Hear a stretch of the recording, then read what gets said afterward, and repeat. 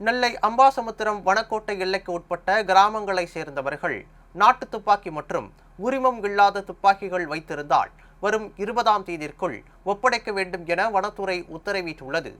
நெல்லை மாவட்டம் அம்பாசமுத்திரம் வனக்கோட்டத்திற்கு உட்பட்ட அம்பாசமுத்திரம், பாபநாசம், உண்டத்துறை, கடையம் ஆகிய சுற்றுவட்டார பகுதிகளில் வாழும் கிராமங்களைச் சேர்ந்த மக்கள் நாட்டு துப்பாக்கிகள், உரிமம் இல்லாத கள்ள துப்பாக்கிகள் வைத்திருந்தால் அவர்கள் வரும் 20ஆம் தேதிக்குள் நேரடியாகவோ உள்ளாட்சி பிரதிநிதிகள் மூலமாகவோ வனத்துறையினரிடம் ஒப்படைக்க வேண்டும் என களக்காடு முண்டத்துறை புலிகள் காப்பக துணை இயக்குனர் ஸ்ரீகாந்த் உத்தரவிட்டுள்ளார்.